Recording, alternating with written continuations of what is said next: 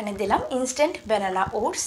ওটসটা কিন্তু বাচ্চাদের জন্য অনেক ভালো, তো এটা দেওয়ার চেষ্টা করবেন। 1 কাপ জল নিয়েছি। আবার অনেকেই ওটস তৈরি করেন একদম মানে স্লিপিং হয়ে যায়, মানে একদম কি বলবো এটাকে, একদম পিছল হয়ে যায়, তার জন্য বাচ্চারা খেতে চায় না।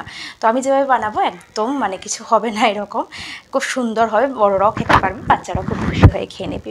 1 কাপ দুধের মধ্যে 1/4 কাপের মতো পাউডার 1 কাপ জলের মধ্যে 1/4 কাপ পাউডার মিল্ক দিয়েছি, 3 চামচের মতো চিনি দিয়েছে, দিয়ে ভালোভাবে দুধটাকে ফুটিয়ে নেব। আমরা এখানে কিন্তু ওটসটা দিচ্ছি না। এইভাবে যদি ওটসটা দিয়ে রান্না করো তাহলে কিন্তু এটা মানে পিছল ভাবটা বেশি আসে, বা ওই যে স্লিপি একটা ব্যাপার হয়, আমি বলতে পারছি না আসলে ওইরকমভাবে।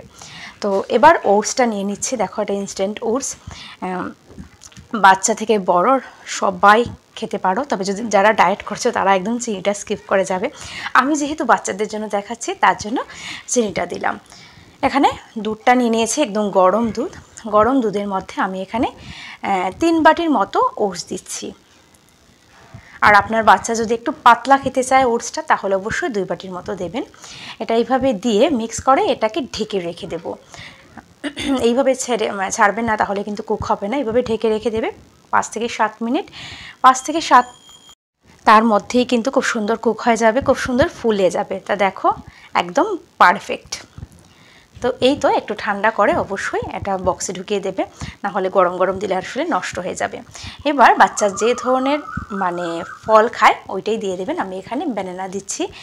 ব্যানানাটা কিন্তু সব বাচ্চারাই কম বেশি পছন্দ করে, আর সাথে একটু বাদাম দেওয়ার চেষ্টা করবেন, বাচ্চাদের হেলথের জন্য এটা ভীষণ ভালো। তাই তো আমি একটু বাদাম দিয়ে সাজিয়ে দিচ্ছি। এই তো তৈরি হয়ে গেল মঙ্গলবারের টিফিনটা।